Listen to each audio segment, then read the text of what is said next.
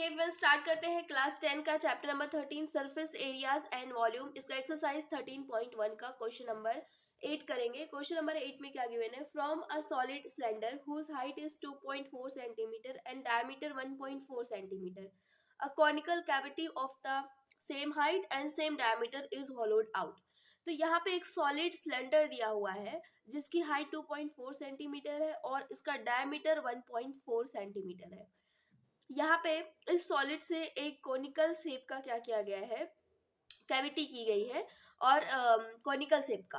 तो इसकी भी जो कोनिकल शेप का जो हमने कैविटी निकाली है तो इसकी भी जो हाइट है वो सेम है, मतलब यहाँ से लेके यहाँ तक इसको निकाला गया है। तो 2.4 सेंटीमीटर और इसका डायमीटर भी सेम है 1.4 सेंटीमीटर।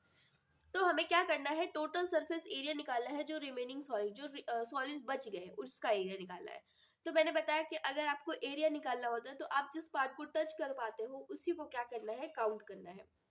तो मैं अगर सिलेंडर की बात करूँ तो सिलेंडर में सिर्फ इतना पार्ट टच होगा, ये वाला पार्ट टच कर पाओगे। तो ये क्या है, सिलेंडर का कर्व सरफेस एरिया, फॉर्मूला क्या होता है 2πRh। दूसरी चीज यहाँ पे इसका बेस भी टच कर पाओगे, सिलेंडर का जो बेस रहेगा नीचे, क्योंकि वो कट नहीं हुआ है तो सिलेंडर का बेस भी टच होगा, तो बेस ऑफ द सिलेंडर। तीसरी चीज यहाँ पे अगर मैं कोन की बात करूँ तो कोन में जब अंदर हाथ डालोगे, क्योंकि ये खाली है तो इसकी वजह से ये वाला सिर्फ पार्ट क्या होगा, टच होगा, ये वाला पार्ट। इतना पार्ट आप क्या कर सकते हो, टच कर सकते हो। ये ऑलरेडी खाली है तो यहाँ पे इसका जो एरिया हो जाएगा, ये कोन का कौन सा एरिया है, तो ये कर्व सरफेस एरिया है, फॉर्मूला क्या होता है πRL होता है। तो यहाँ पे हमें R है, हमारे पास R है, H है, लेकिन L नहीं है, तो सबसे पहले हम L निकालेंगे। तो जो गिवन में लिखते हैं, तो डायमीटर दिया हुआ है 1.4 सेंटीमीटर। इसका अगर हम रेडियस निकालेंगे तो रेडियस कितना आएगा, 1.4 डिवाइड बाई 2 कर देते हैं तो रेडियस आ जाता है। अगर ये हमें पॉइंट हटाना है तो 14 अपॉन पॉइंट के बाद एक डिजिट है तो नीचे 10 से मल्टीप्लाई कर देंगे, तो ये कितना हो जाएगा, 20 हो जाएगा। 2 के टेबल से कट करेंगे तो 2 7 जा 2 1 जा एंड 0, तो 7 अपॉन 10 क्या है, इसका रेडियस है सेंटीमीटर। अगर आपको इसको पॉइंट में लिखना है तो पॉइंट में भी लिख सकते हैं 0.7 सेंटीमीटर। कैसे आया, यहाँ पे एक जीरो है ना, तो पॉइंट के बाद एक डिजिट के बाद क्या लगाना होता है, पॉइंट लगाना होता है, तो यहाँ पे 0.7 सेंटीमीटर। दूसरी चीज हमें हाइट दी हुई है, तो हाइट कितनी है 2.4 सेंटीमीटर। अगर इसको पॉइंट से कन्वर्ट करना है तो पॉइंट से कन्वर्ट करने का क्या तरीका है, तो 24 ऐसे ही लिखोगे, पॉइंट के बाद एक डिजिट है तो नीचे 10 से क्या हो जाएगा, डिवाइड। तो ये हमने पॉइंट से इसमें कन्वर्ट करिए फ्रैक्शन में। अब हम क्या करते हैं, सबसे पहले एल हमें चाहिए तो हम एल निकाल लेते हैं। तो मैं यहाँ पे साइड में एल निकालती हूँ। तो एल का फॉर्मूला क्या होता है, L is equal to under root H square plus R square. तो एल इज इक्वल टू क्या हो जाएगा, एच की वैल्यू क्या दी हुई है, हम यहाँ पे फ्रैक्शन वाली वैल्यू उठाएंगे, कैलकुलेशन आसान हो जाएगी हमारे लिए। तो 24 अपॉन 10 का होल स्क्वायर प्लस आर की वैल्यू क्या दी है, फ्रैक्शन वैल्यू उठाना है, तो 7 अपॉन 10, 7 अपॉन 10 का होल स्क्वायर। इसके बाद क्या होगा, 24 का स्क्वायर कितना होता है 576 और 10 का स्क्वायर कितना होता है 100। सेम इसी तरीके से 7 का स्क्वायर कितना होता है 49 एंड 10 का स्क्वायर कितना होता है 100। क्योंकि दोनों नीचे दोनों सेम है 100 100, तो ये डायरेक्ट क्या हो जाएंगे, ऐड हो जाएंगे। तो यहाँ पे इसको हम ऐड करेंगे 576 प्लस 49, तो 576 प्लस 49 होता है 625 अपॉन क्या आएगा 100 आएगा। तो 625 किसका स्क्वायर है, तो 25 का, और 100 किसका स्क्वायर है, तो ये आएगा 10 का। मतलब L की वैल्यू हमें कितनी निकल के आ गई, 25 अपॉन 10 आ गई। अगर इसको पॉइंट में लिखना है तो 2 पॉइंट कितना हो जाएगा, 5 हो जाएगा। एक जीरो है तो पीछे से एक डिजिट के बाद क्या लगाना है, पॉइंट लगाना है, तो 2.5 सेंटीमीटर। अब यहाँ पे हमें जो एरिया निकालना है हम उसको डायरेक्ट फॉर्मूला लगा के सारी वैल्यू पुटअप करके एरिया निकल जाएगा। तो लिखते हैं यहाँ पे हम total surface area, total surface area of remaining, जो बचा हुआ सॉलिड है उसका हम निकाल रहे हैं तो सबसे पहले लैंग्वेज लिख देते हैं। कर्व्ड सरफेस एरिया था हमारा, कर्व सरफेस एरिया ऑफ किसका, सिलेंडर का। दूसरा बेस एरिया था, base area of cylinder,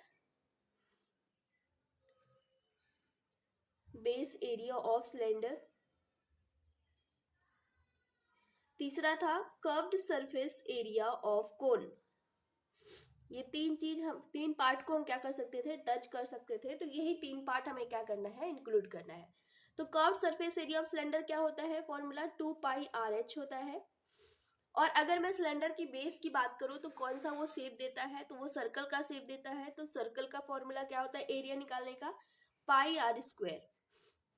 plus अगर मैं बात करूं कि कोन का कर्व सरफेस एरिया क्या होता है, फॉर्मूला πrl होता है। तो यहाँ पे हमें कुछ कॉमन जा रहा है। सबसे पहली चीज की πr, देखो πr तीनों में दिखाई दे रहा है, तो हम πr क्या करते हैं, कॉमन ले लेते हैं।